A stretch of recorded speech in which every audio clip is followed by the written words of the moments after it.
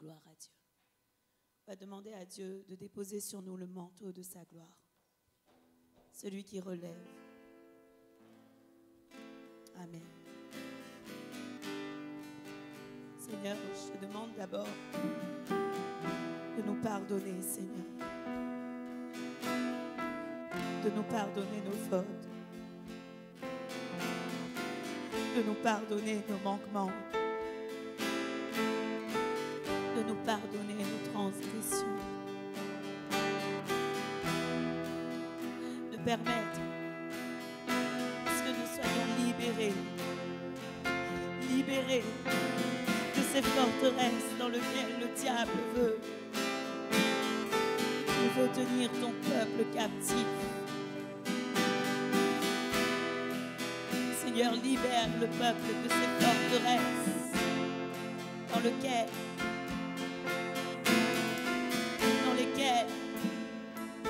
ils sont, oh Dieu. Que ce soit la forteresse de la peur, que ce soit la forteresse de l'offense. Libère ce peuple de leur forteresse, oh Dieu. Viens libérer ton peuple, Seigneur. Les forteresses qui existent encore dans les vies, Seigneur. Brise ces forteresses. Et que ce peuple soit libre, Seigneur. Que ce peuple soit libre, oh Dieu. Libère, oh Dieu, je t'en prie. Libère ton peuple, Seigneur. Libère. Libère ce peuple, oh Dieu. Par ta grâce. Par ta grâce. Ta grâce. Tu es le Saint des Saints. Tu es fidèle. Tu élèveras ton peuple, oh Dieu. Oh Jésus. Oh Jésus. Je te supplie, viens au secours de ton peuple ce soir. Parce que tous souffrent. Tout ce peuple souffre. Tout ce peuple qui se plaint est dans une souffrance, oh Dieu. Et Seigneur, tu entends la souffrance de chacun. De tous ceux qui se sentent lésés. Alors viens à leur secours, Seigneur. Oh Papa. Je te prie, Seigneur, viens. Au secours de ce peuple. Dans le nom de Jésus-Christ de Nazareth. Amen. Esprit de Dieu, viens parmi nous, glorifie Jésus au milieu de nous.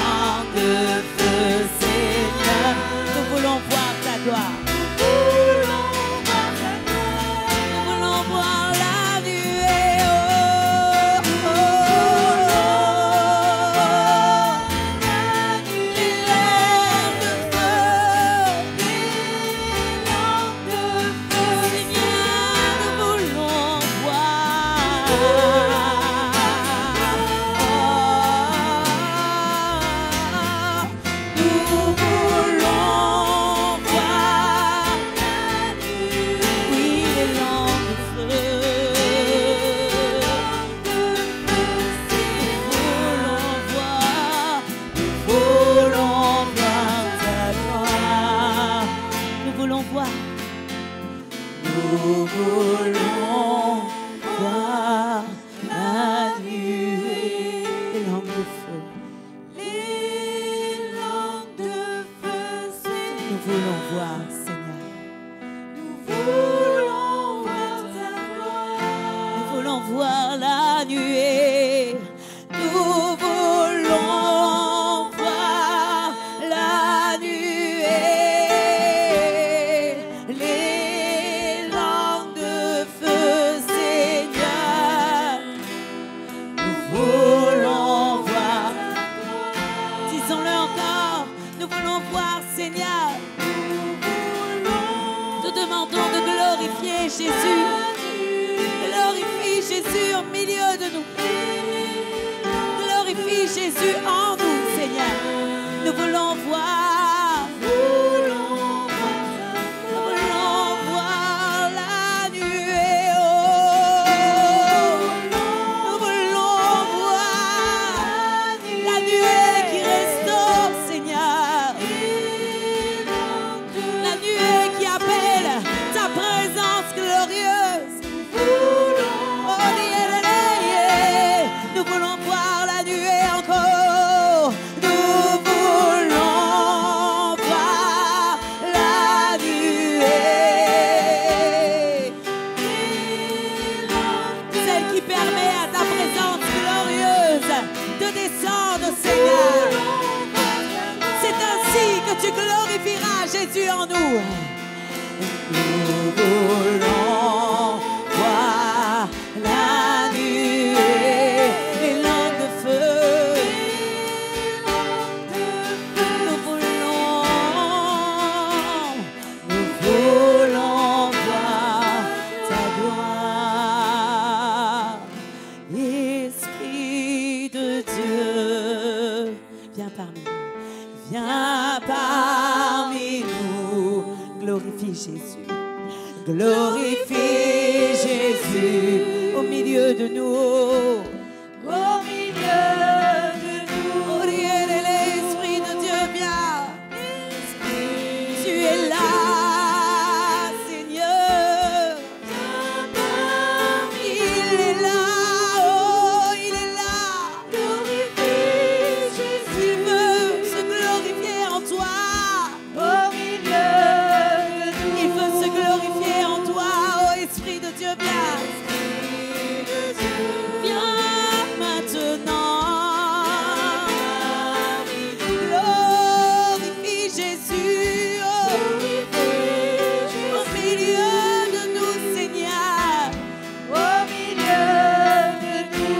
Jésus t'aime, Esprit de Dieu. Il t'aime, le Seigneur. Il t'aime de tout son cœur. Glorifie Jésus au milieu de nous. Au milieu de nous. Saint-Esprit, viens. Saint-Esprit, viens déposer. Viens Déposer sur nous le manteau. tout de ta gloire. Saint-Esprit, viens. Dieu veut faire du bien à ta vie. Il veut faire du bien dans ta vie. Le manteau. Le Seigneur t'aime. Oh, Saint-Esprit, viens. Saint-Esprit, viens déposer. Viens déposer.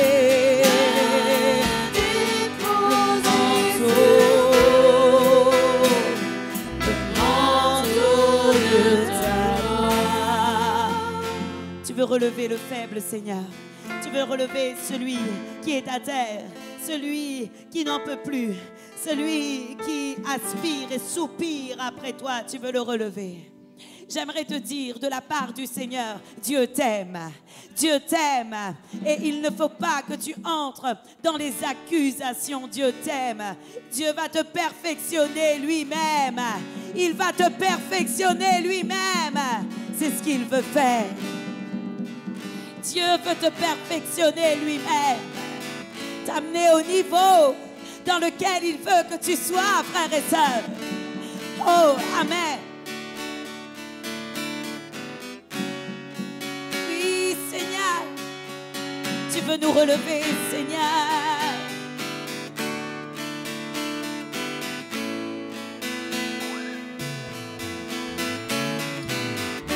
Au-delà des océans,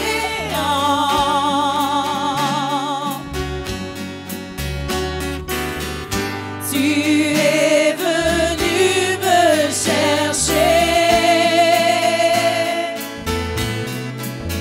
C'est au-delà de tout, au-delà de mes tourments. Ton amour a triomphé. Ton amour a triomphé.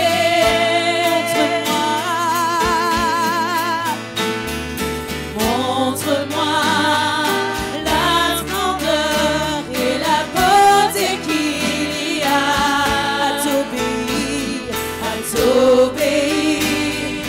de tout cœur, à te confier à ta voix.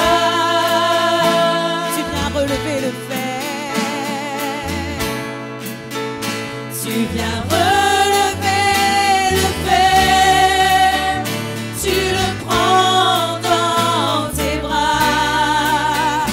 Tu le conduis vers ton Père. Qui le console ici-bas. Entends le cri de ma prière. Sois mon secours et ma joie. Passer de l'ombre à ta lumière. Dis-le, j'ai mis mon espoir en toi.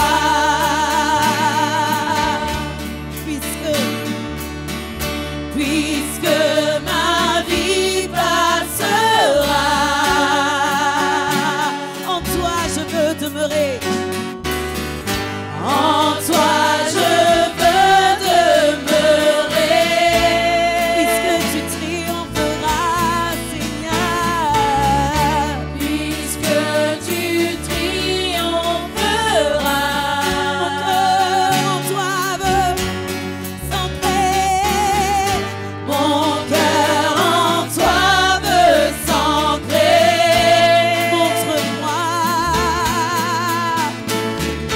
Montre-moi la splendeur et la beauté qu'il y a à t'obéir de tout cœur, à se confier à ta voix. Tu viens relever le fer. Tu viens relever le fer. Tu le prends dans tes bras. Tu le conduis vers ton Père. Qui le console ici-bas. Entends le cri de ma prière. Sois mon secours et ma joie. Passer de l'ombre à ta lumière. J'ai mis mon espoir en toi. Mets ton espoir en lui. Tu viens relever le fer. Tu viens relever le fer. Tu le prends dans tes bras. Tu le conduis vers ton Père. Il le console ici-bas. Entends le cri de ma prière. Tu l'as entendu, Seigneur. Sois mon secours et ma joie. Passer de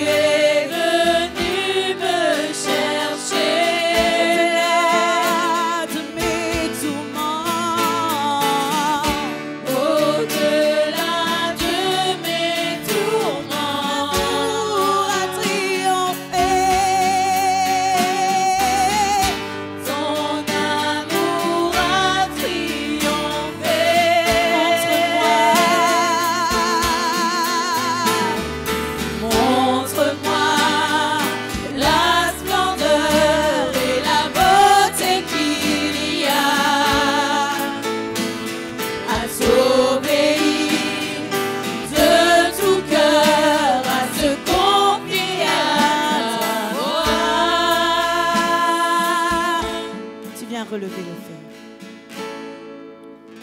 Tu viens relever le Tu veux nous fer. relever, Seigneur. Tu le prends dans tes bras. Tu le conduis vers ton Père, qui le console ici-bas. Entends le cri de ma prière. Sois mon secours. Sois mon secours et ma joie. Passer de l'ombre à ta lumière. J'ai mis mon espoir en toi. Dieu qui a commencé une œuvre bonne en toi, la perfectionnera jusqu'à la venue de Jésus-Christ. Amen. Et c'est ni par force, ni par puissance que nous accomplirons cette œuvre. Mais c'est de la puissance de l'Esprit de Dieu. Amen. Gloire à Dieu. Seigneur, merci pour ce que tu fais en nous.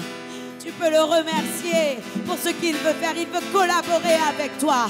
Il veut collaborer avec toi. Il veut collaborer avec nous afin que nous soyons un peuple parfait, un peuple saint, un peuple sans tache, un peuple selon son cœur. Oh! Seigneur!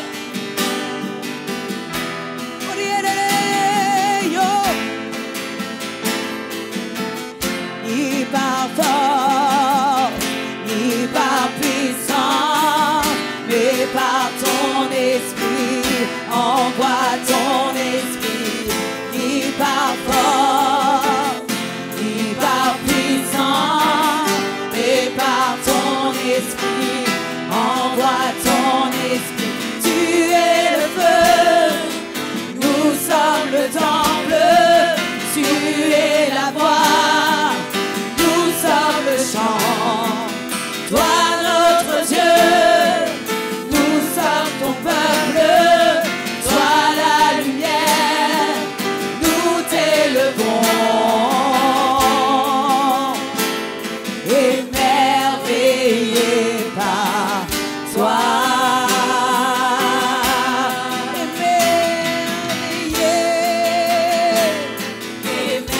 Émerveillés par toi.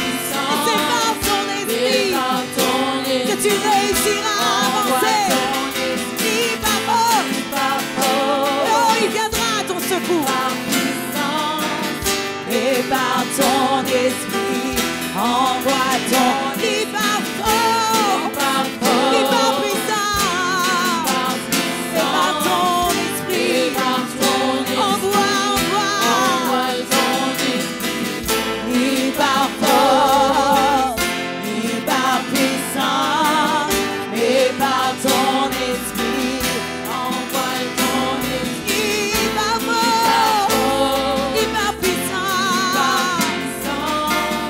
et par ton esprit, envoie ton esprit, ni par force, ni par puissance, mais par ton esprit, envoie ton esprit. Acclamons le Seigneur. Amen. Nous croyons qu'avec son esprit, nous sommes capables de tout. Amen. Avec son esprit. Regarde ton voisin et dis-lui, avec son esprit, tu peux tout. Amen. Amen. Avec son esprit, tu peux tout. Amen. Dis-lui, avec ton esprit, tu seras parfait. Amen. Avec son esprit, tu vas gagner. Amen. Et c'est avec son esprit que l'on va régner. Amen. Gloire à Dieu, acclamons le Seigneur. Alors que nous soyons remplis de plus de son esprit. Amen. Gloire à Dieu. Amen. Merci Seigneur.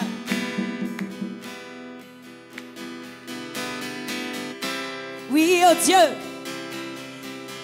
C'est le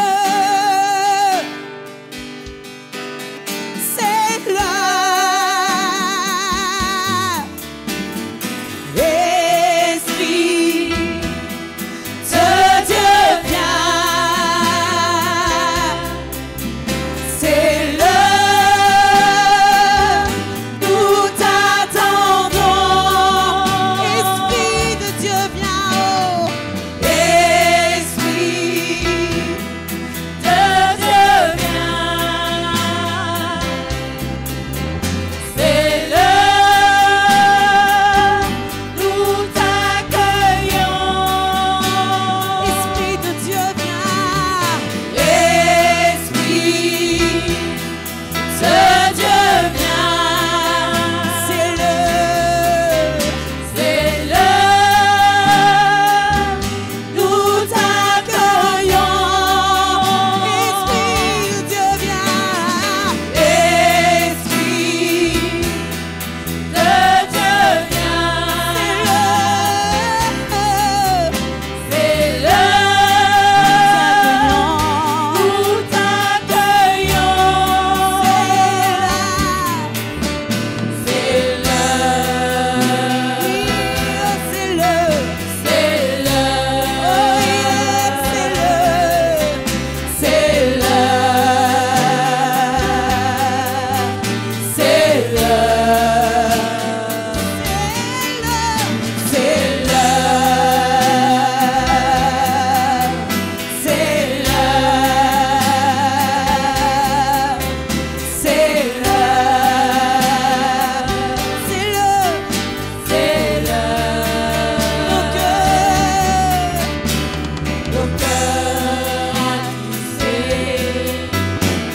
nos âmes angoissées ont soif de toi. Toi seul peux guérir, toi seul peux restaurer, ô roi.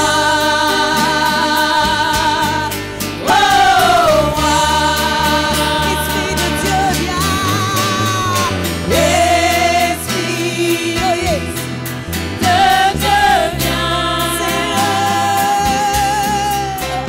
c'est le nous t'attendons. Yes, Esprit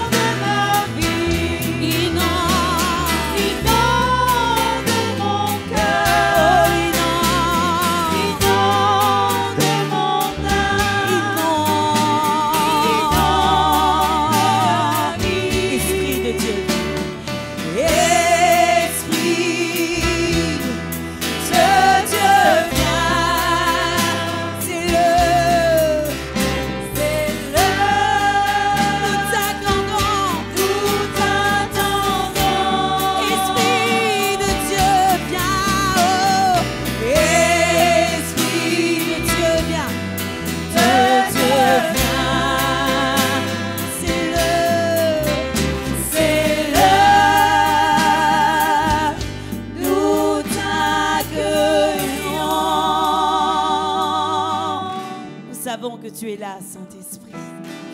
Merci, Saint-Esprit, pour ce que tu as déversé en nous ce soir. Parce que je sais, Seigneur, que tu es comme le vent. Personne ne sait d'où il vient, ni où il va, mais nous savons que tu es là. Et nous savons que tu remplis notre être. Amen. Acclamons le Seigneur. Amen. Gloire à Dieu. Notre frère Jean-Pierre a une parole à nous donner qui va nous faire du bien. Amen.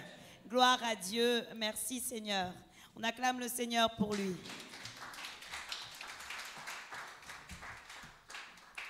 Amen.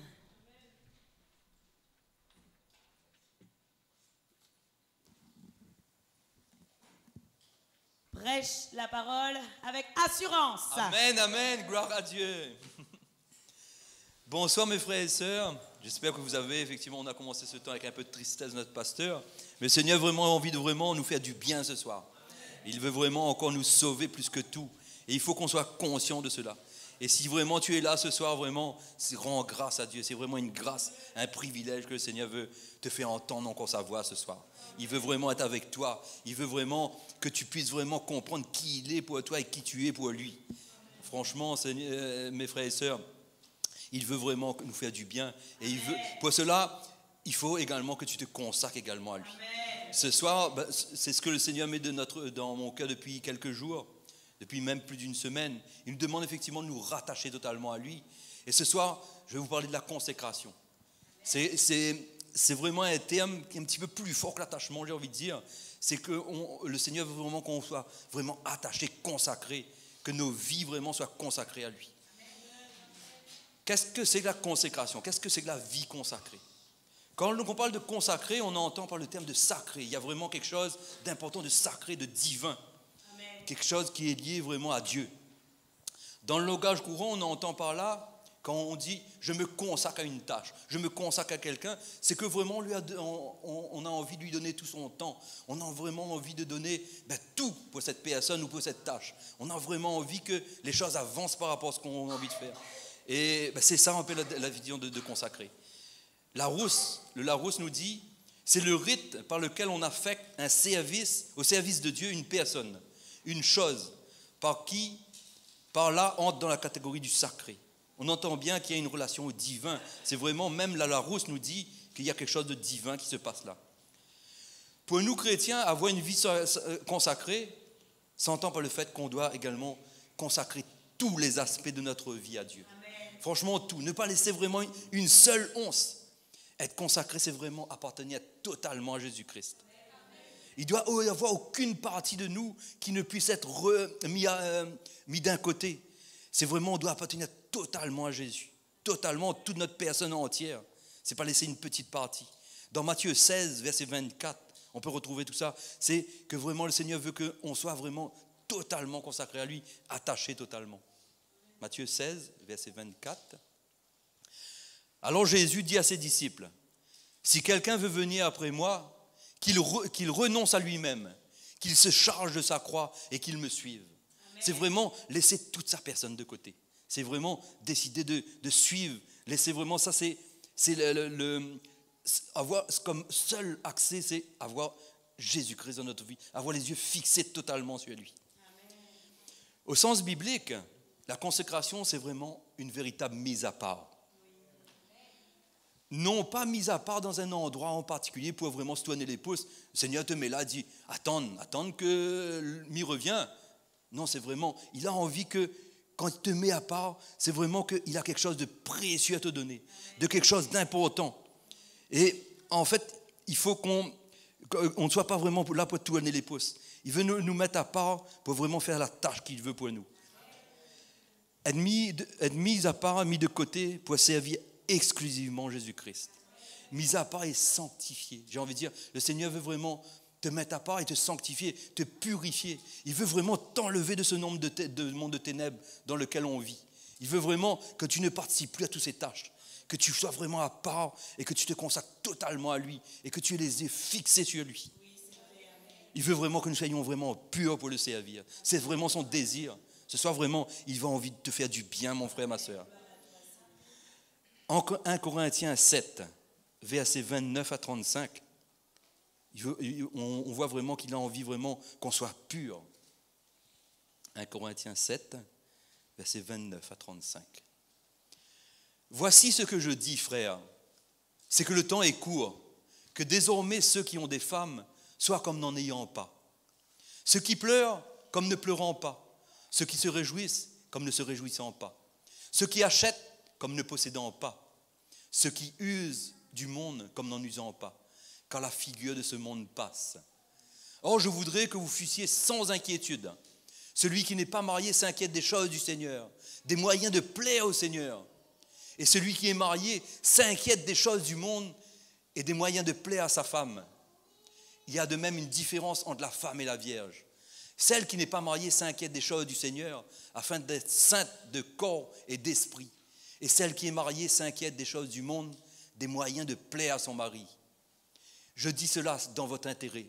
Ce n'est pas pour vous prendre au piège, c'est pour vous porter à ce qui est bienséant et propre, à vous attacher au Seigneur sans distraction. On voit vraiment que le Seigneur nous dit, voilà, il est plus temps. Il nous rappelle encore que cette parole-là qui a été dite il y a plus de 2000 ans, qu'aujourd'hui encore plus, il veut nous dire, le temps est court, mes frères et sœurs, le temps est court. On a besoin effectivement de s'attacher, sans distraction. Les distractions du monde, on doit les laisser de côté et laisser vraiment le Seigneur nous faire du bien. Il a quelque chose de merveilleux à te donner, mon frère, ma sœur. La mise à part, c'est quelque chose de vraiment mystérieux, de particulier. On se sent, quand on est mis à part, on ne comprend plus rien, on est isolé, on est seul. On a l'impression que personne ne fait plus un compte avec nous. On n'a plus d'intérêt pour personne. Alors on dit, qu'est-ce que Seigneur, pourquoi ? En fait, non, ce n'est pas notre première réaction d'humain. On a tendance à aller toujours vers les autres, vers l'homme, essayer de trouver du réconfort vers notre prochain. C'est pas mal non plus d'avoir du réconfort de notre prochain. Mais on doit comprendre que le seul personne qui a du réconfort pour nous, c'est notre Seigneur Jésus-Christ. C'est le seul. Et c'est vrai, quand on va se retourner vers nos frères et nos sœurs pour avoir du réconfort, ce sont des gens du monde le plus souvent. C'est vrai qu'on a des fois aussi des personnes qui sont vraiment attachées à Dieu. Mais souvent, le diable va profiter de ces personnes-là. Si tu ne t'attaches pas vraiment au Seigneur, il va profiter de ce temps que tu passeras avec les hommes pour peut-être avoir des esprits hypocrites qui vont te dire, voilà, toucher un peu ta chair. C'est comme ça. Alors que le seul encouragement, c'est vraiment Jésus-Christ qui va nous encourager. C'est vraiment lui c'est vraiment lui. Et ne donnons aucune faille du diable. Soyons vraiment dans le discernement. Quand on a un problème là, quand on va voir quelqu'un, quand il nous donne parole, quand je rentre chez moi avec, Seigneur, est-ce que ça vient de toi? Est-ce que c'est pas vraiment du diable qui veut m'égarer de toi? Parce que lui, son but, comme on disait tout à l'heure, son but c'est nous égarer de Dieu. C'est vraiment nous laisser être loin de Dieu. Parce qu'il ne veut pas, il n'y a rien de bon pour nous, pour lui. Quand Dieu nous met à part, c'est vraiment qu'on comprenne qu'on dépend totalement de lui. C'est ça qu'il veut vraiment. Quand il t'isole, là, c'est vraiment qu'il faut que tu comprennes. Même si tu es à terre aujourd'hui, tu es isolé, tu n'as personne qui te fréquente, mais lui, il veut te dire, viens à moi. Je veux que tu dépendes complètement de moi. Ce soir, il faut que vous compreniez vraiment, mes frères et sœurs, qu'il a envie, c'est le seul désir. Il a envie de t'enlever de ce monde. Il veut nous faire comprendre que vraiment les encouragements viennent de lui. Parce qu'en fait, sa parole est vraie, véritable et sincère. Et c'est ça qu'on doit avoir. C'est vrai que sa parole pourra sortir de la bouche d'un de nos frères et nos sœurs, mais il faut qu'on aille ce discernement. Est-ce que vraiment c'est sa parole qui est véritable? Quand il nous met à part, il faut vraiment effectivement le comprendre. Pourquoi il veut nous mettre à part? L'accepter, l'entendre pour savoir ce que Dieu a à nous dire et à nous faire faire. Parce que vraiment, quand il nous met à part, il a des choses à nous dire. Parce que s'il nous laissait dans le monde, c'est qu'il ne veut pas en fait qu'on soit sauvés, il ne veut pas qu'on ait des choses glorieuses pour lui. Il veut vraiment nous dire des choses, nous faire faire des choses. Son désir, c'est vraiment qu'on puisse expérimenter ce cœur à cœur avec lui. Avoir vraiment cette intimité. C'est le seul désir qu'il a pour nous. Vraiment que nous faire du bien. La mise à part, j'ai envie de vous dire, c'est vraiment une grâce. Un privilège que le Seigneur veut nous faire. Dans Galates 1, verset 15, on peut le retrouver.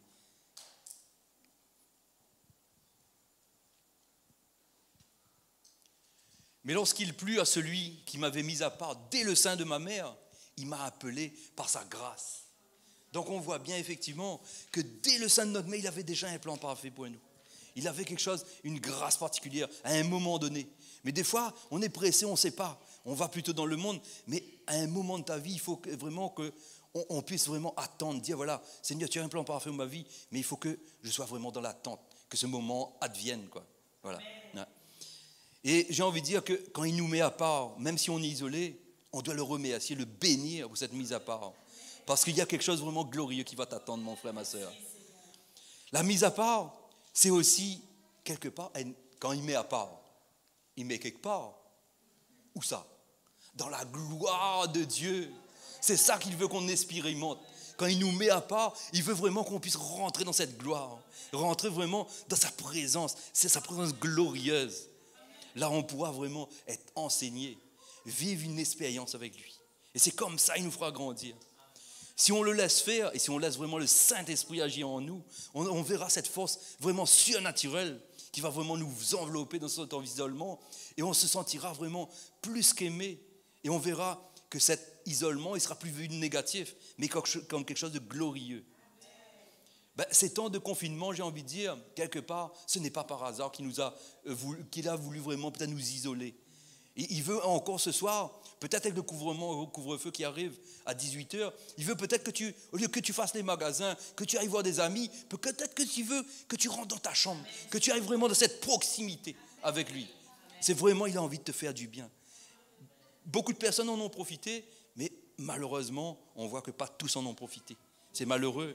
Mais on doit prier pour ces personnes-là. On doit vraiment avoir le cœur aujourd'hui, si nous, il nous consacre pour une tâche particulière, il faut également qu'on se consacre à cette prière, à dire voilà, Seigneur, il faut que tu sauves également mon frère, sauve ma soeur, qui est vraiment elle est en difficulté, elle a besoin également, comme moi je suis consacré, que tu la consacres et tout, que tu vraiment touches son cœur, Seigneur. Matthieu 16, verset 24.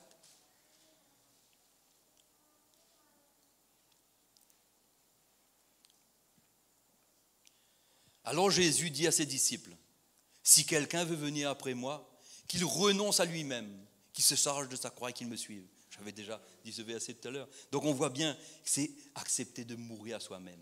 C'est vraiment laisser tout de côté. On ne doit plus avoir de vie privée que la vie en Jésus-Christ. On ne peut plus être dans ce monde. Une fois qu'on est consacré, on ne peut plus être dans ce monde parce qu'on voit bien que ce monde-là, en fait, il n'a rien de bon pour nous. Alors que le Seigneur veut vraiment quelque chose de magnifique. J'ai envie de dire que la consécration doit être précédée d'un brisement. Il faut qu'on casse tout ce qui a été hier là, qu'on brise cette personne-là. Et tout ce qu'on était, il faut qu'on arrive à briser. La consécration, c'est vraiment appartenir, avoir une appartenance totale à Dieu et obéir à ce que Dieu nous dit, à ce qu'il va nous décider de faire, de nous dire, voilà, j'ai une tâche pour toi, il faut que tu fasses ça. Mais il faut qu'on arrive à briser, à obéir à sa parole, à être dans sa parole pour vraiment comprendre ce qu'il a de magnifique pour nous. Ce qu'on doit comprendre également, c'est que pour servir à Dieu, pour être consacré, il n'y a pas de consécration sans sacrifice. Et j'ai envie que tu le dises à ton frère, à ton voisin, à ta voisine. Il n'y a pas de consécration sans sacrifice. Sans sacrifice, tu ne peux pas être consacré. Tu ne peux pas servir à Dieu sans sacrifice. Si à un moment donné de ta vie, tu ne fais pas de sacrifice, tu ne pourras pas servir à Dieu comme lui désire. Si on n'expérimente pas les sacrifices, on ne peut pas servir à Dieu. Il faut vraiment arriver à tout quitter. À quitter vraiment tout ce qui nous empêche d'avoir cette intimité avec Dieu. On peut retrouver dans Luc 14, versets 25 à 33.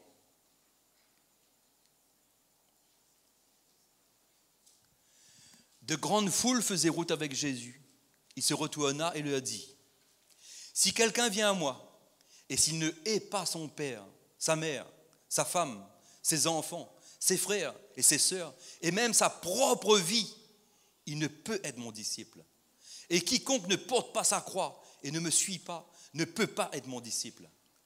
Car lequel de vous, s'il veut bâtir une tour, ne s'assied d'abord pour calculer la dépense et voir s'il y a de quoi la terminer, de peur qu'après avoir posé les fondements, il ne puisse l'achever et que tous ceux qui le verront ne se mettent à le railler, en disant, cet homme a commencé à bâtir et il n'a pu achever. Ou quel roi, s'il va faire la guerre ou à un autre roi, ne s'assied pas d'abord pour examiner s'il peut, avec 10 000 hommes, marcher à la rencontre de celui qui vient l'attaquer avec 20 000. S'il ne le peut, tandis que cet autre roi est encore loin, il lui envoie une ambassade pour demander la paix. Ainsi donc, quiconque d'entre vous ne renonce pas à tout ce qu'il possède, ne peut être mon disciple. Donc on voit bien, c'est vraiment renoncer à tout. Après moi, on veut dire, il ne faut pas prendre les choses au sens littéral. Dire, voilà, comme on a dit, c'est quelque chose des mots forts quand même, hein, qui est son père, qui est sa mère, qui est ses enfants. Mais il ne nous demande pas effectivement de haïr. Il ne faut pas prendre ça au sens littéral, mais il faut prendre ça au sens spirituel. De dire, voilà, ce qui est important, on demande vraiment d'aimer Dieu d'abord. C'est vraiment de lui donner la première place. Et c'est lui, une fois que tu auras consacré totalement à lui, qui te donnera son amour, qui te montrera qu'est-ce qu'il faut laisser, qu'est-ce qu'il faut que je mette de côté. C'est ça qui est important, qu'on lui donne vraiment la première place. Quand on parle de tout quitter, effectivement, comme je disais, il ne faut pas le faire sur un coup de tête, mais le laisser l'Esprit Saint venir en nous. Comme on l'a dit tout à l'heure, on a vraiment ce cadeau extraordinaire que le Seigneur nous a fait. Il nous a laissé le Saint-Esprit, qui vienne vraiment, ce Saint-Esprit, dans notre fort intérieur, nous dire, ça il faut laisser, ça, pas le faire de tête, pas le faire en chair, mais laisser vraiment le Saint-Esprit dire, voilà, ça c'est pas bon pour toi. Pour que tu ailles là, il faut que tu enlèves ça. Il faut vraiment que c'est le Saint-Esprit qui vienne nous dire qu'est-ce qu'il faut enlever. Mais pour un chrétien né de nouveau, d'abord, si on a envie de dire, si on doit tout quitter, c'est d'abord quitter la chair, tout ce qui est de la chair, c'est bannir de nos vies. En fait, tout ce qui est, qui est rattaché à notre chair, qui vient vraiment de notre chair, il faut vraiment savoir le bannir de notre vie. Et si tu ne l'as pas encore fait, je t'invite vraiment à t'y atteler parce qu'il est urgent, les temps pressent. Et le Seigneur veut vraiment des personnes sanctifiées pour son royaume. Un chrétien qui ne l'a pas encore fait, vraiment, c'est quelqu'un de charnel, qui ne pourra pas avancer. Il ne pourra pas grandir. Si tu n'enlèves pas tout ça de ta vie, tu ne pourras pas avancer avec le Seigneur. Dieu ne veut pas de personnes religieuses, de bons chrétiens qui viennent à l'église par habitude. C'est des choses que, quelque part, il en a horreur.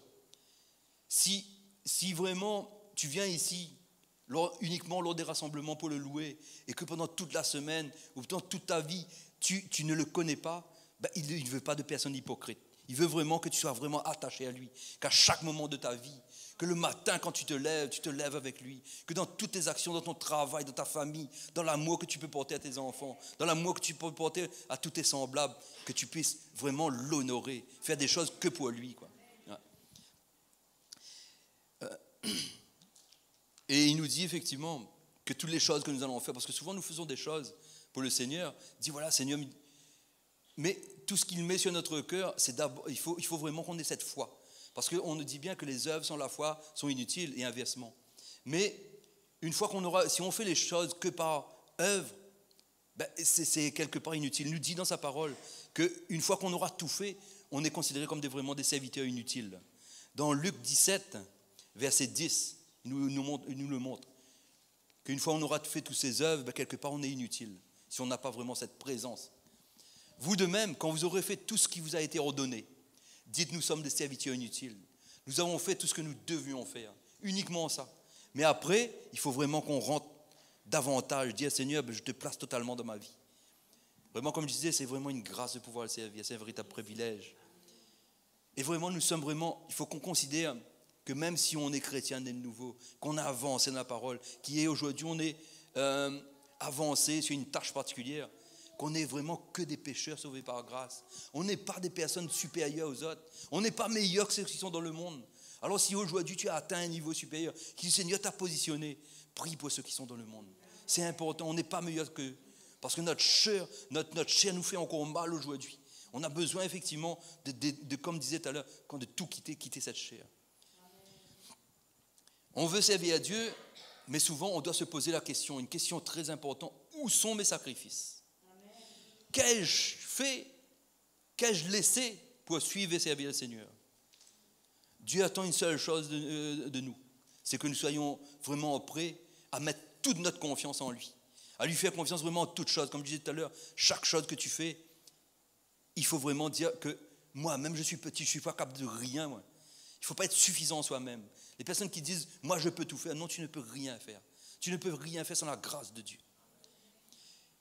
Et j'ai envie de dire, quand les chrétiens véritablement comprendront-ils que la vie avec Dieu est un virage vraiment 180 degrés. Il faut vraiment que la vie qu'on avait hier, ça n'existe plus. Que vraiment on fait le virage, on apprenne vraiment, hier tout ce que j'avais, c'est vraiment, je veux tourner vraiment de la page. Je veux vraiment être une nouvelle créature. Et la Bible nous dit bien que celui qui est une nouvelle créature, et les choses anciennes sont passées et toutes choses deviennent nouvelles.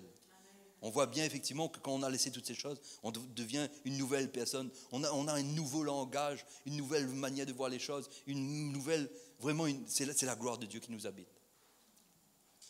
Comme dans l'Ancienne Alliance, on voit bien que chaque fois on avait besoin de quelque chose en particulier ou encore on avait besoin de demander pardon, on avait besoin de faire des sacrifices. On amenait là des taureaux, des boucs, selon ce que la parole, selon les commandements que Moïse avait reçus, on avait des choses à donner, par exemple un taureau, des tourterelles, des choses comme ça.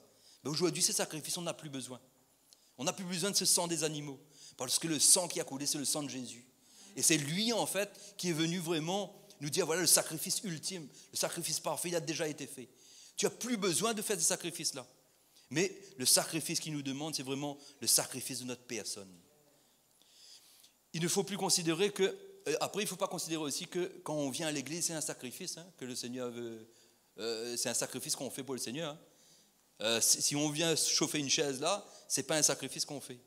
Un sacrifice, en fait, ça doit nous coûter quelque chose. Ça doit vraiment, c'est comme si en fait tu arraches quelque chose de toi. Ça doit vraiment nous coûter quelque chose. Ça doit avoir vraiment une odeur particulière.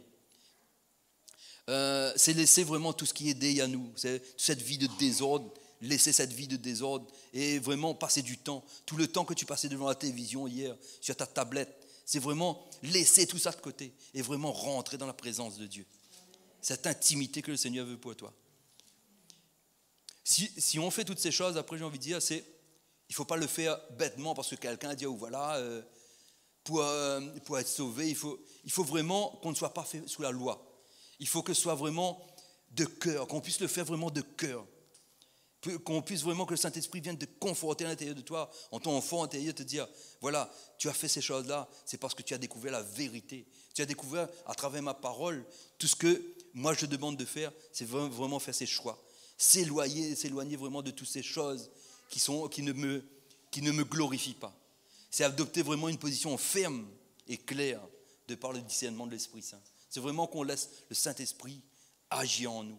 Il est là pour nous vraiment nous positionner, vraiment faire les choses avec nous. Et il faut vraiment qu'on lui laisse sur cette place. Et pour laisser cette place, il faut qu'on arrache tout ce qui est mauvais. qu'on abandonne tout ça et qu'on puisse vraiment le laisser travailler en nous. Il a des choses magnifiques à nous faire. Mais on voit encore aujourd'hui dans ce monde, il y a encore trop de chrétiens mélangés. Il y a encore trop de choses. Les gens sont encore... Ils se disent chrétiens, ils disent voilà, ah ben moi, m'y connais le Seigneur, m'y connais. Mais ils donnent, ils connaissent le Seigneur uniquement quand ils sont dans la difficulté ou encore quand il y a un temps, ah aujourd'hui c'est le jour du culte, ah ben là, m'y connais le Seigneur. Mais tu n'as pas tout abandonné. Toutes les idoles que tu as encore, ben tu as encore plein d'idoles chez toi. Je n'ai pas envie de dire, les idoles, ce n'est pas toutes les choses, les petites statues et tout ça. C'est tout ce que tu as encore en toi qui te place, qui place vraiment avant le Seigneur. Il faut vraiment que tu arrives à enlever toutes ces idoles. Toutes ces choses, ça peut être l'alcool, le jeu, la cigarette, ou encore même tes enfants, même ta femme. J'ai envie de dire que ces idoles que tu as encore en toi, il faut savoir les enlever. Et j'ai envie de dire, un petit rappel sur le baptême. Le baptême, c'était vraiment un ensevelissement qu'on avait fait avec Christ. C'est vraiment quand on a été plongé dans l'eau, on a vraiment retiré toutes ces choses anciennes. Et en fait, il ne faut plus que ces choses-là, on remonte avec. Ces choses-là, il faut vraiment les enlever. Et on devient vraiment une créature nouvelle. Et ces choses-là, il faut savoir ne pas les reprendre. Parce qu'on a tendance des fois, quand on vient de découvrir le Seigneur, là, on suit. Mais après, à un moment donné, tu vas reprendre une idole. Tu vas reprendre un par ici. Mais le Seigneur te demande, enlève toutes ces idoles, laisse-moi toute la place. Voilà.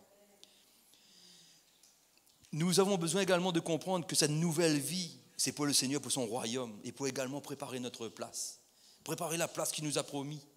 Dans Matthieu 19, versets 27 à 30, il nous dit effectivement qu'il a des choses merveilleuses pour nous, une place qu'il est en train de nous préparer, une place particulière.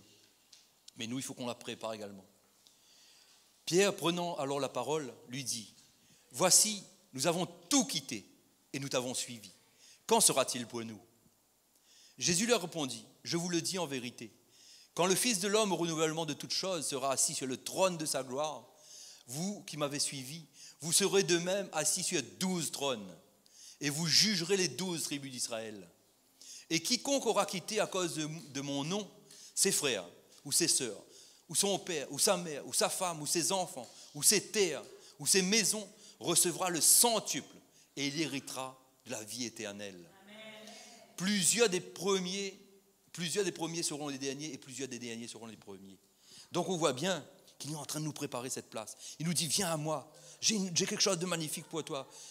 Il a promis aux apôtres, ce n'est pas un Dieu menteur, hein, c'est quand il nous promet quelque chose, il va le réaliser. Il a quelque chose, il veut que tu sois vraiment la première place. Et pour cela, il faut vraiment que tu quittes tout, que tu puisses vraiment vouer toute ta vie à lui. Souvent, quand on perd beaucoup de choses, quand on arrache beaucoup de choses, quand on a arraché cette chair, on se rend compte, on dit, moi, il n'y a plus rien.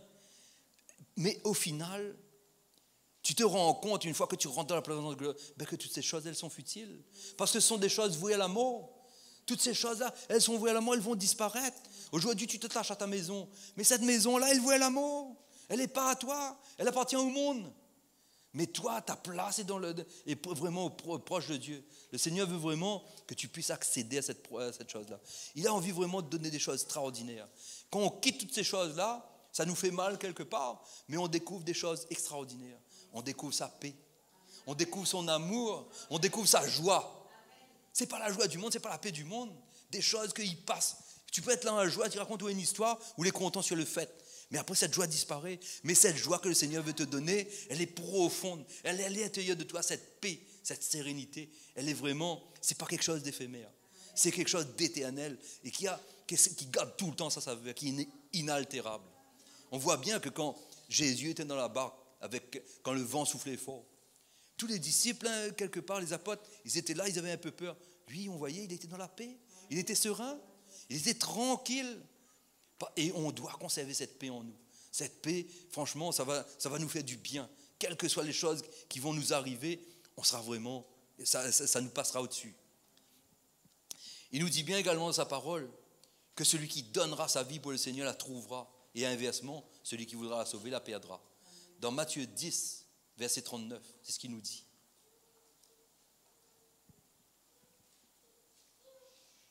Celui qui conservera sa vie la perdra, et celui qui perdra sa vie à cause de moi la retrouvera.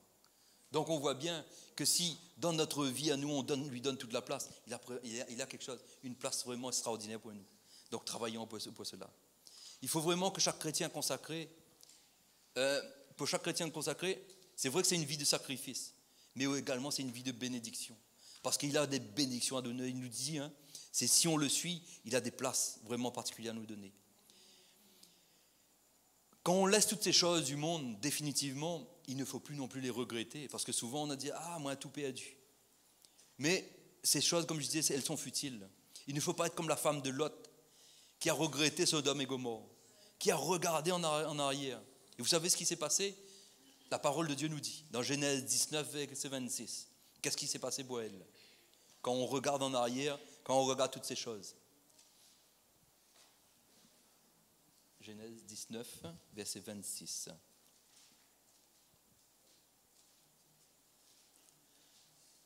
Genèse 19. La femme de Lot regarda en arrière et elle devint une statue de sel. Donc on voit bien, elle a été pétrifiée. C'est ce qui va nous arriver aussi. Si on regarde en arrière, on sera mort. On sera mort alors le Seigneur veut la vie éternelle pour toi. Et il y a un autre verset aussi qui nous dit la même chose. Luc 9, verset 62.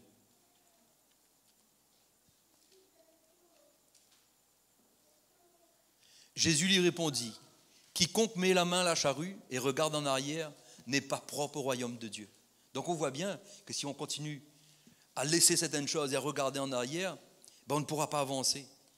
Alors que le Seigneur nous demande vraiment de ne plus regarder en arrière, d'avancer dans ses pas, d'avancer vraiment sur le seul chemin qui mène à la vie. C'est son chemin qui nous donne. Il nous dit bien dans sa parole, je suis le chemin, la vérité et la vie. Voilà, celui qui veut vraiment me suivre, vraiment qu'il regarde uniquement à moi, qu'il ne regarde plus en arrière. Dans cette vie de consécration, ce que le Seigneur nous demande, c'est de ne pas être tiède, mais toujours avoir davantage d'ardeur, avoir du zèle vraiment. Parce qu'il nous dit dans sa parole que si on est trouvé tiède, il nous vomira. Dans Apocalypse 3, versets 15 et 16.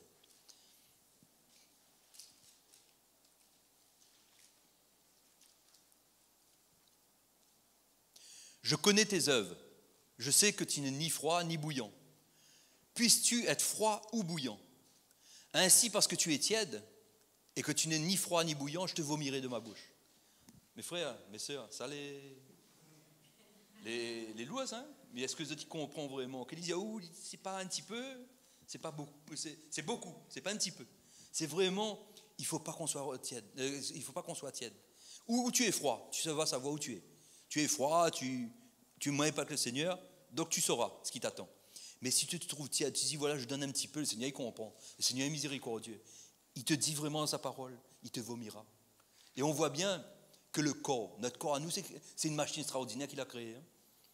Que quand on mange quelque chose qui n'est pas bon, là, c'est quoi la réaction du corps? C'est de vraiment enlever, de vomir ça. C'est ce que le Seigneur dit à nous. Si lui, son corps, il est propre, il est pur, il est purifié. S'il y a quelque chose de mauvais qui arrive, il va jeter, il va vomir. Donc, il faut qu'on soit vraiment conscient que si on est tiède, il va nous vomir. Beaucoup d'autres confessions vont te dire, mais Dieu est miséricordieux. C'est vrai qu'on a affaire à un Dieu qui a une grande miséricorde. Mais si tu te dis, oui, mais il comprendra, non. Il te dit aujourd'hui, consacre-toi totalement à toi. Que tu sois trouvé bouillant, que tu sois trouvé avec le feu que je te donne. Et que tu ne sois pas tiède. C'est ce qu'il veut vraiment pour nous. Il nous demande vraiment d'être un sacrifice vivant. Ce sacrifice, ça doit sentir cette odeur. Dans Romains 12, versets 1 à 2, c'est ce qu'il nous dit. Qu'on soit vraiment ce sacrifice vivant. Je vous exhorte donc, frères, par les compassions de Dieu, à vous offrir vos corps comme un sacrifice vivant, saint, agréable à Dieu. Ce qui sera pour vous, de votre part, un culte raisonnable. Ne vous conformez pas au siècle présent, mais soyez transformés par le renouvellement de l'intelligence, afin que vous discerniez quelle est la volonté de Dieu, ce qui est bon, agréable et parfait. C'est ce que le Seigneur veut, effectivement. C'est qu'on soit vraiment ce sacrifice pour lui. Comme je disais tout à l'heure, dans l'Ancienne Alliance, on faisait couler du sang. Mais aujourd'hui, le sang de Jésus a déjà coulé. On n'a plus besoin de sacrifice particulier, si ce n'est le sacrifice de notre personne même. Comme il nous dit dans sa parole, le premier culte raisonnable, c'est vraiment qu'on puisse marcher sur le chemin de sanctification. C'est qu'il puisse sentir la sainteté qui est en train de développer en toi, cette sanctification que tu es en train de faire. C'est vraiment, il veut sentir cette sainteté en toi, cette sanctification, que tu puisses marcher ce chemin. Comme je disais tout à l'heure, nos sacrifices doivent nous coûter et doivent avoir quelque part un poids dans nos vies. On doit pouvoir se remettre en question totalement et s'évaluer régulièrement pour ne pas être trouvé léger comme le roi Belshazzar dans le livre de Daniel. On va lire la parole. Daniel 5, verset 27. Qu'est-ce qui arrivait à Belshazzar? Pesé, tu as été pesé dans la balance et tu as été trouvé léger. Mes frères et sœurs, comment on a envie d'être trouvé? Léger ou avoir du poids?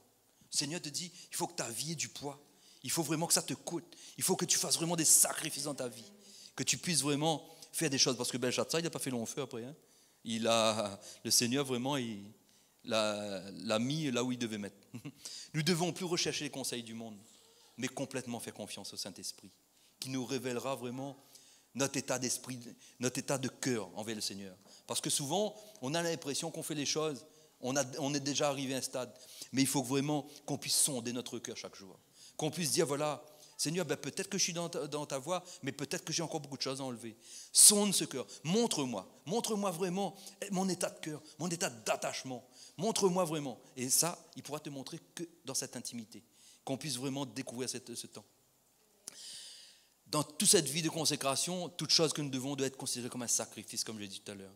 Tout ce qu'on doit faire, ça doit être vraiment, ça doit avoir vraiment une odeur agréable pour le Seigneur. C'est un sacrifice à l'odeur agréable qu'on puisse vous trouver dans 2 Corinthiens 2, verset 15. Ce sacrifice vraiment doit avoir une odeur agréable.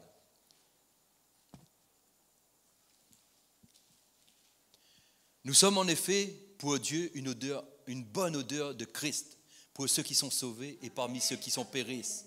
Donc on voit bien que cette odeur qui doit dégager de nous, c'est vraiment cette odeur agréable que le Seigneur va vraiment vouloir avoir. C'est ce qu'il désire en fait. Ce qu'il désire, sentir cette odeur. Parce que Dieu sent notre odeur chaque jour. Il connaît notre odeur. Et ça doit lui être agréable. Notre vie avec le Seigneur ne doit pas être une vie où on est fatigué, où on est blasé des choses de Dieu. De dire, mais il connaît la parole. De toute façon, le Seigneur finalement t'a moins tout.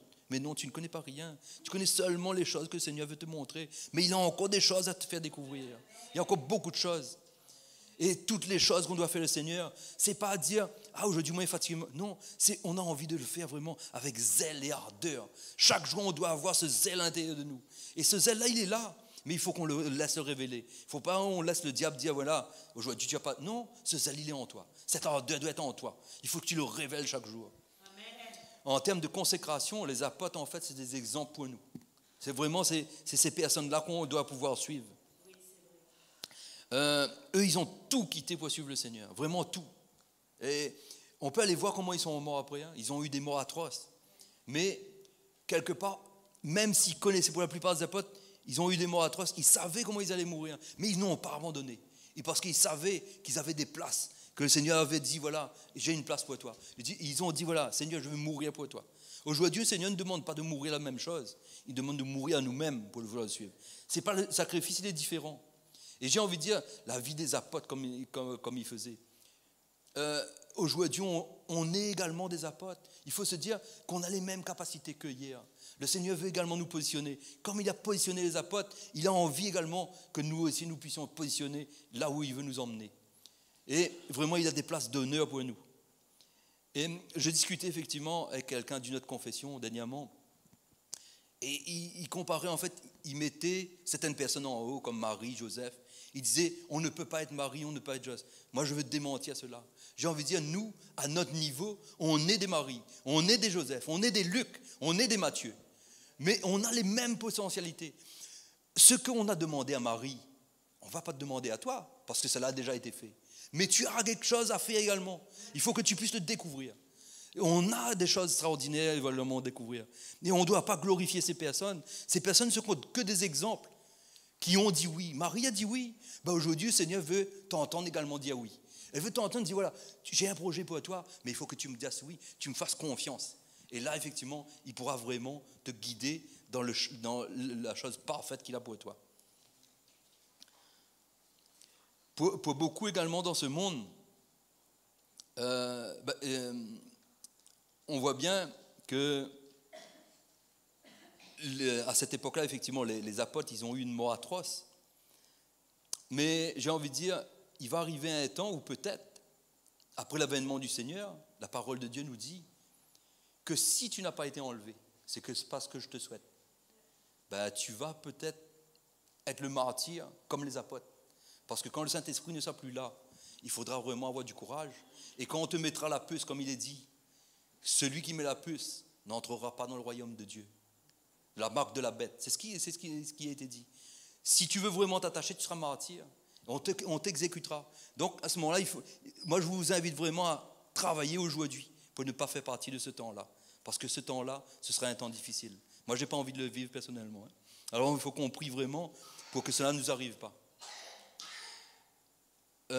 Et également, quand le Seigneur nous demande, comme je disais tout à l'heure, quand il demande quelque chose de la bouche d'un frère ou d'une sœur, il ne faut pas qu'on soit à murmurer, à nous plaindre. Il faut vraiment qu'on puisse sauter de joie, avoir vraiment du zèle et de l'ardeur pour servir à Dieu. J'ai envie de dire aussi, le sacrifice d'un chrétien ne doit pas être un minimum syndical, comme on le dit dans le monde. C'est vraiment, ça ne doit nous coûter. Parce que lui, il a payé un très grand prix à la croix. Nous également, ça doit nous coûter beaucoup de choses pour que nous soyons sauvés. Nous devons effectivement faire le plus possible. Si tu demandes ça, tu fais. Si tu demandes encore plus, tu fais. Parce que le Seigneur connaît tes potentialités. Il a mis des choses extraordinaires pour toi. Et il faut que tu puisses vraiment le découvrir et dire, voilà Seigneur, comment je peux encore te servir? Comment je peux encore servir mes frères et sœurs? Parce que souvent, on a tendance à dire, je sers le Seigneur pour moi. Ce n'est pas pour moi que je sers le Seigneur. C'est le Seigneur qui demande l'exemple qu'il nous a donné. Jésus est venu vraiment, les sacrifices qu'il a fait, c'est pour toute l'humanité. Nous également, on doit faire tout sacrifice pour nos frères et sœurs qui ne connaissent pas Dieu. Obéir vraiment à sa parole, dégager une odeur agréable, que le Seigneur puisse vraiment agréer ses offrandes. Dans la consécration, nous avons plusieurs niveaux. Le Seigneur m'a permis de voir ça. Comme c'est l'image qu'il m'a donnée à l'époque, dans la première alliance, on voyait que le Seigneur, Dieu résidait dans un tabernacle. Et autour de ce tabernacle, il y avait vraiment des zones qui étaient vraiment agencées, selon ce que les sacrificateurs avaient fait, les recommandations du Seigneur. Il y avait le parvis, on avait le lieu saint et on avait le lieu très saint. Et j'ai envie de dire aujourd'hui, dans le parvis, qu'est-ce qu'il y avait? C'était là où c'était la foule, là où on emmenait les offrandes. Là, c'était le commun des mortels. Dans le lieu saint, il y avait quelques sacrificateurs qui étaient choisis par Dieu. C'était surtout la tribu des Lévi, effectivement. Après, on avait le lieu très saint. Il y avait un voile qui séparait le lieu saint et le lieu très saint. Il y avait une seule personne qui pouvait y aller. C'était le grand sacrificateur. Lui seul avait cet accès. Mais aujourd'hui, le Seigneur est mort à la croix, ce voile a été déchiré. Et j'ai envie de dire, aujourd'hui, quiconque que nous sommes, nous avons la possibilité d'aller dans ce lieu très saint. Et le Seigneur veut vraiment que chacun de nous, la position que nous sommes aujourd'hui, il a la possibilité. Le Seigneur te dit, ne reste pas sur le parvis. Ne reste pas dans le lieu saint, viens dans le lieu très saint. J'ai des choses pour toi. C'est ce que le Seigneur veut vraiment qu'on puisse accéder. Donc il faut vraiment qu'on teste nos degrés de consécration. Aujourd'hui, ces lieux physiques ont été supprimés. Il n'y a plus ce tabernacle, il n'y a plus ce lieu très saint. Mais le Seigneur nous montre que spirituellement, il nous propose ça. Ce lieu saint, ce lieu très saint, vois où tu veux y aller, toi. Aujourd'hui, le Seigneur veut vraiment que comme lui a déchiré le voile, toi tu puisses également déchirer ton cœur. Déchirer vraiment ton cœur pour lui. Dire Seigneur, j'ai envie d'enlever tout ça. Je veux trouver cette proximité, accéder à ce lieu très saint. Pour cela, il faut réellement une mise à part pour Dieu. Il ne faut pas attendre qu'on vienne en communauté là. Dire voilà, aujourd'hui j'ai envie de louer le Seigneur. C'est bien qu'on vienne ici, c'est comme ça effectivement qu'on va grandir, c'est comme ça que l'Église va grandir. Mais la première expérience, c'est ta chambre. C'est le lieu vraiment où tu vas découvrir cette proximité au Seigneur. Il faut d'abord qu'on puisse expérimenter ce niveau de la chambre, ce niveau d'intimité avant de venir ici. Et après, tu pourras pouvoir le retrouver également. Quand tu seras ici, tu vas pouvoir le retrouver parce qu'une fois que tu l'as trouvé, il ne se perd plus, il est là. Pour considérer différents niveaux de consécration, le Seigneur a mis quelque chose également sur mon cœur. Au niveau de la nature des personnes. Il m'a montré que le premier niveau de consécration, c'est le rang de serviteur. Le deuxième, c'est le rang d'ami. Et le troisième, c'est le rang d'épouse.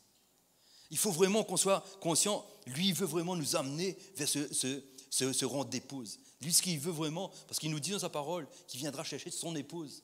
Son épouse, c'est pour toi, c'est pour son église, mais c'est également pour toi. Il veut vraiment qu'on puisse vraiment expérimenter. Et on sait bien que serviteur, on connaît qui est Dieu.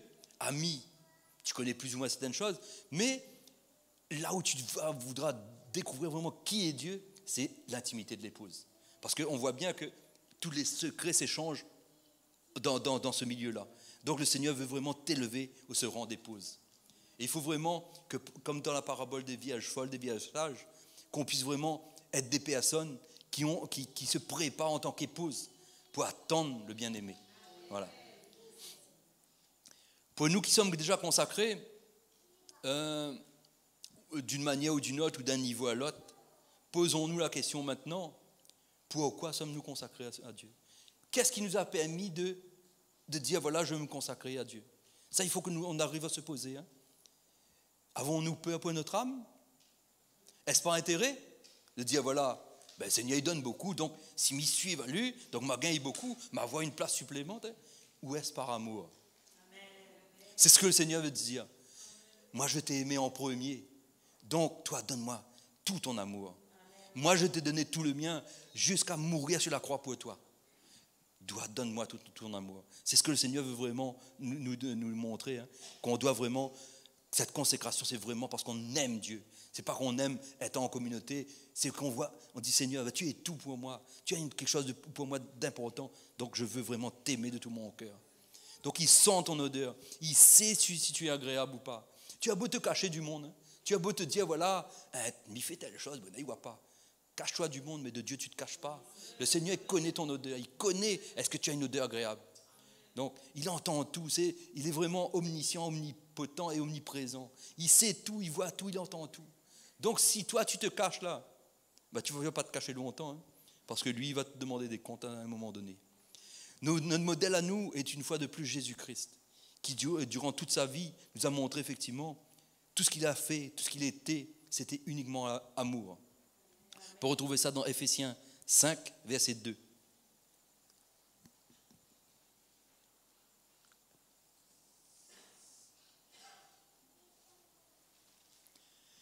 Et marcher dans la charité et donc dans l'amour, à l'exemple de Christ, qui nous a aimés et qui s'est livré lui-même à Dieu pour nous comme une offrande et un sacrifice de bonne odeur. On voit bien que lui, en fait, il a donné tout son amour pour nous. Il est mort à la croix pour nous. Nous, il faut qu'également on puisse en faire de même. Vraiment mourir à nous-mêmes pour qu'on puisse vraiment lui donner tout notre amour. Quelles que soient les choses que tu vis actuellement, j'ai envie de dire, aussi bien dans la joie et dans les épreuves, on doit pouvoir aimer Dieu de tout notre cœur. On doit vraiment lui donner la première place. Parce qu'il nous dit bien dans sa parole, cherchez d'abord mon royaume et tout vous sera donné de surcroît. Cette parole, vraiment, c'est quelque chose d'important. Il faut vraiment qu'on puisse la saisir, qu'on puisse vraiment dire, voilà, Seigneur, j'ai envie de te donner tout.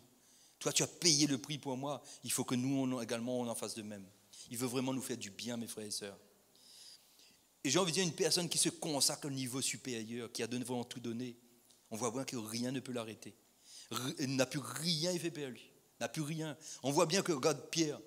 Pierre, quand il était dans la barque à un moment donné, quand il a vu le Seigneur sur l'eau, ben lui, quand il avait tout donné, il marchait sur l'eau. Ça peut nous arriver également aujourd'hui. Il n'y a plus rien qui doit nous faire peur. Si on est arrivé dans cette proximité avec le Seigneur, on sait bien que qu'est-ce que soient les choses qui vont nous arriver, on n'a plus à avoir peur.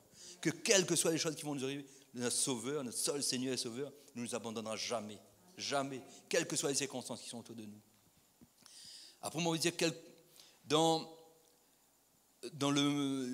pour beaucoup de chrétiens charnels, l'avènement du Christ, là, il fait peur.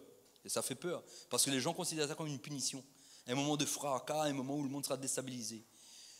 Pourquoi? Parce qu'en fait, le chair est encore rattaché au monde. Ils ne veulent pas perdre ça.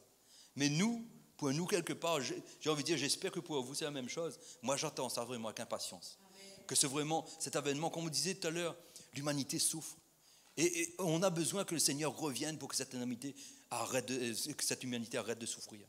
Mais avant ça, il faut qu'on demande au Seigneur de préparer nos cœurs, qu'on se consacre totalement à lui et qu'on puisse également découvrir qui il a besoin de sauver.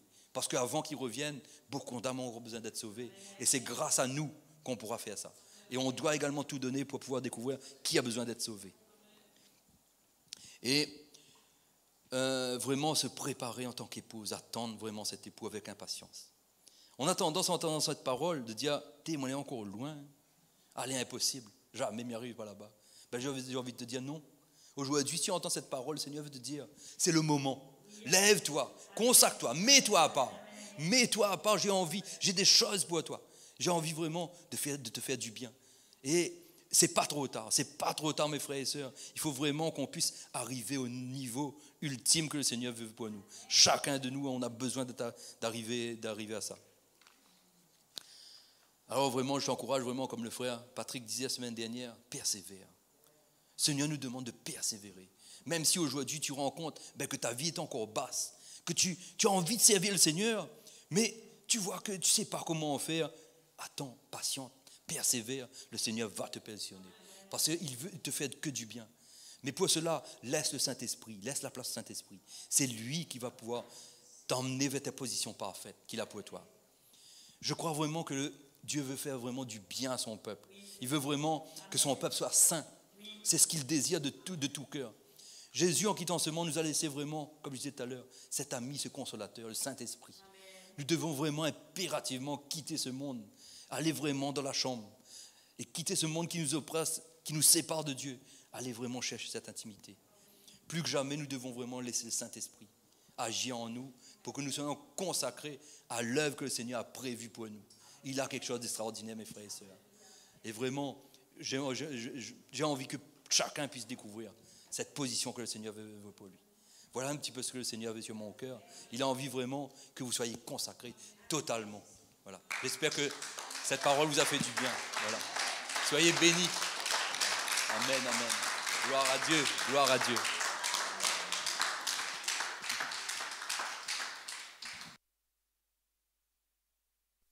Adieu, merci Seigneur. Alors mon frère Jean-Pierre, merci. Merci mon frère. Allez, disons-le merci.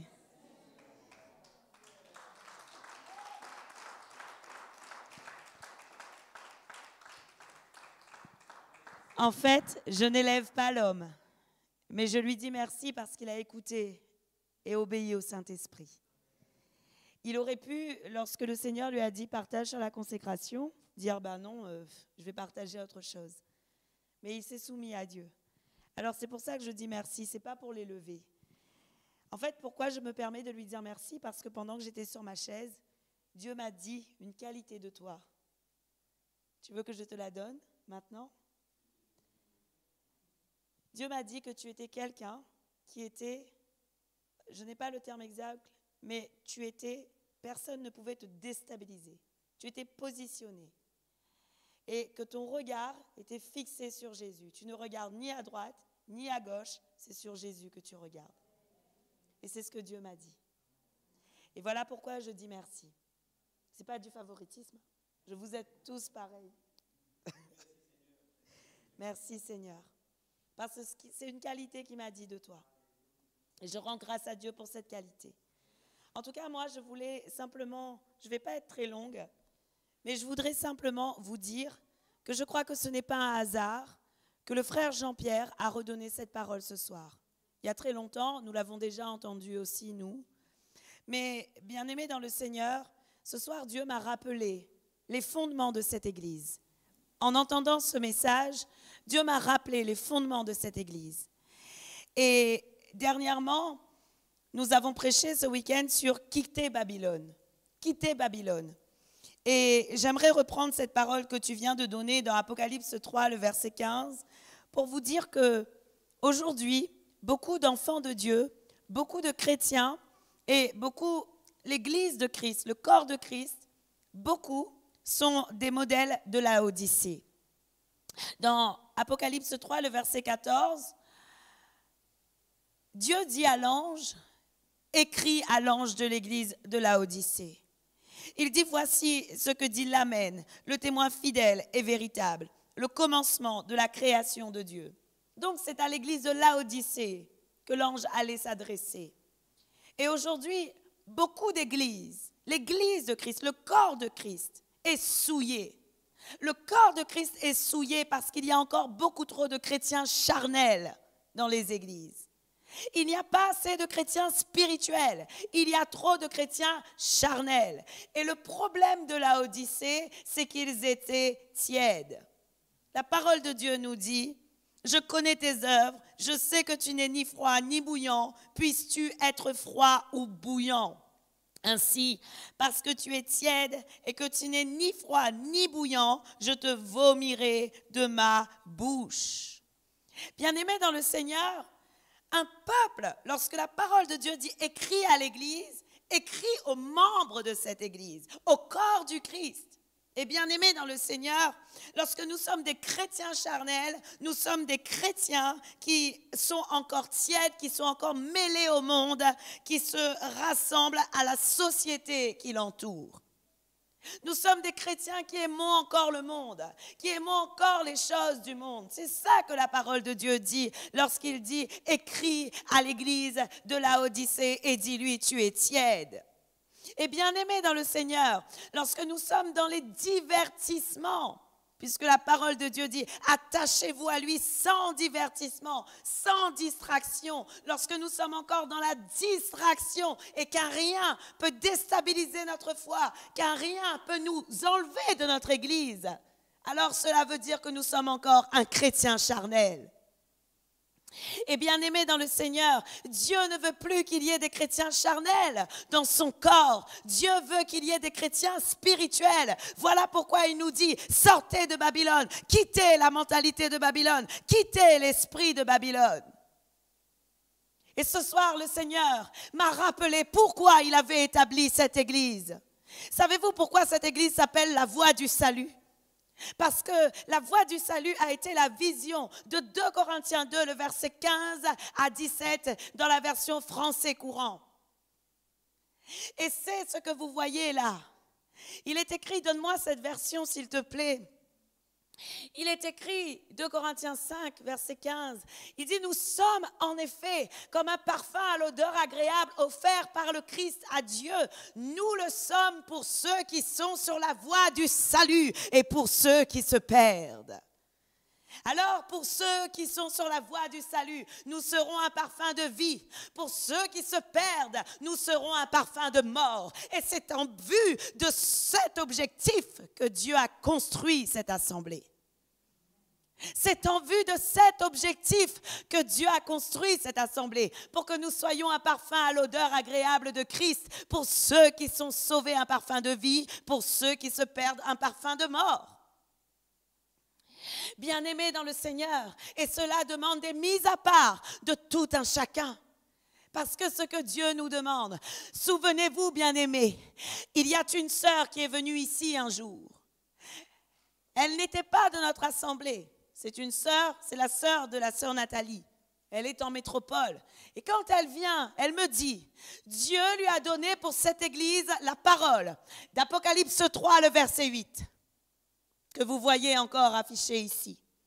Et Apocalypse 3, le verset 8, et l'église parfaite selon le cœur de Dieu, l'église de Philadelphie, où le Seigneur dit, dans Apocalypse 3, le verset 8, « Je connais tes œuvres, voici parce que tu as peu de puissance et que tu as gardé ma parole et que tu n'as point renié mon nom. J'ai mis devant toi une porte que personne ne peut fermer. » Il dit dans le verset 7, écrit à l'église de Philadelphie, voici ce que dit le saint, le véritable, celui qui a les clés de David, celui qui ouvre et que personne ne fermera, celui qui ferme et personne n'ouvrira. Il dit, je connais tes œuvres. Voici parce que tu as peu de puissance et que tu as gardé ma parole.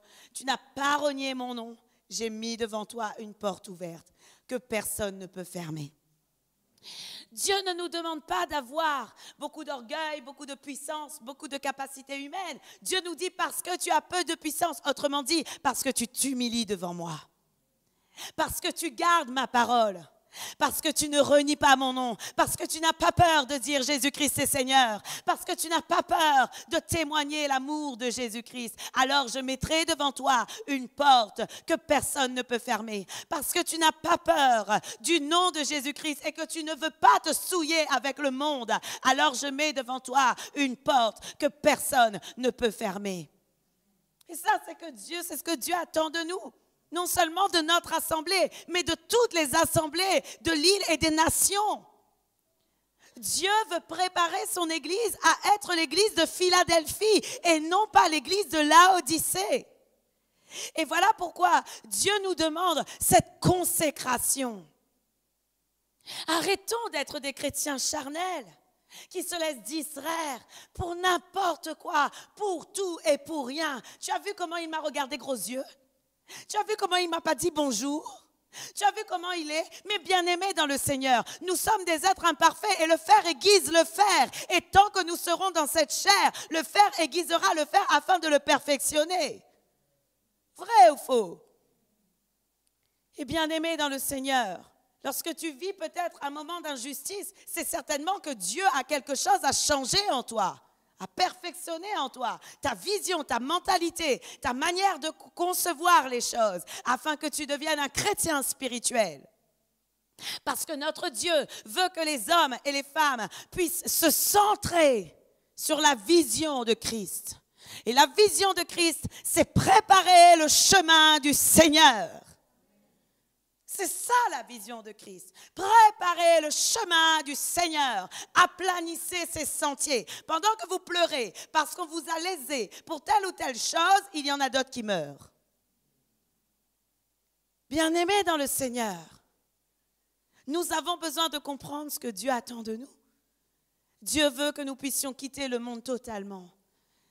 Pas le monde comme on le vit, comme on le voit, la mentalité du monde. La mentalité des choses du monde pour pouvoir avoir la mentalité du Seigneur et Sauveur. La mentalité de Jésus-Christ. Vous savez, notre problème, c'est quoi? Nous sommes encore trop attachés à nos biens, à nos affaires, à notre position, à notre moi. Mais j'aimerais reprendre cette parole que tu as dit tout à l'heure, mon frère. Matthieu 10, 39. Celui qui conservera sa vie la perdra. Et celui qui perdra sa vie à cause de moi la conservera. Alors le Seigneur nous dit quoi? Perds ta vie à cause de moi. Nous disions tout à l'heure, cela ne veut pas dire vends tout. Mais nous sommes limités. Hein? Nous ne sommes pas encore des chrétiens de la première église. Hein? Parce que les chrétiens de la première église, ils vendaient tout. Ils vendaient tout ce qu'ils possédaient. Ils mettaient tout en commun. Pourquoi? Afin de se centrer seulement sur un objectif. Prêcher l'évangile avec force et puissance afin que de nombreuses personnes soient sauvées. Cela veut dire que nous sommes encore bien loin du cœur de Dieu. Du cœur de Dieu pour son peuple. Dieu est en train de nous conduire dans le désert. Nous sommes dans le désert. Parce que Dieu nous demande un dépouillement total. Mais vous savez, hier Dieu m'a dit, il y en aura encore beaucoup qui vous abandonneront. Beaucoup vont nous abandonner encore. Je ne sais pas qui. Enfin, j'ai bien une idée. Mais hier même, alors que tu prêchais, mon frère Jean-Pierre, le Seigneur me disait, beaucoup partiront encore parce qu'ils ne sont pas prêts à accepter le dépouillement que je leur demande. Et tu te sentiras, en parlant de moi, immensément seul. Mais prépare-toi. Simplement pour vous dire que quand tu veux aller dans l'église de Philadelphie, quand tu veux faire ce que Dieu te demande, beaucoup ne te suivent pas. Jésus avait de nombreux apôtres. À la fin, il lui en restait 12. Il a dit, et vous, est-ce que vous aussi, vous voulez m'abandonner? Pierre a dit, Seigneur, à qui d'autre irai-je? Tu as les paroles de la vie éternelle. Alors, bien-aimés dans le Seigneur, préparons-nous à être consacrés au Seigneur. À être consacrés au Seigneur et à être prêts à abandonner tout ce qu'il va nous demander d'abandonner. Alors, je veux dire merci au frère Jean-Pierre parce que tu m'as rappelé ce soir. Enfin, Dieu s'est servi de toi, c'est tout, de ta bouche, pour me rappeler que cette église n'a pas été faite au hasard et que c'était sa volonté. Parce que nous sommes un parfum à l'odeur agréable et parce que nous voulons nous humilier devant lui. Nous ne cherchons pas la puissance, nous ne cherchons pas la gloire. Ce que nous cherchons, c'est amener le peuple dans le royaume des cieux. Et c'est la seule demande que je fais à Dieu. Je dis, Seigneur, tu sais, le désir de mon cœur est que toutes les personnes qui sont assises, qui viennent, qui participent, qui se lèvent, qui prêchent, qui vont dans les rues, qui évangélisent, aient une place dans ton royaume. Et moi et vous. Amen. Et ça, c'est le désir de mon cœur. Alors que le Seigneur vous bénisse abondamment et que vous puissiez entendre le désir du cœur de Dieu. Je vais vous dire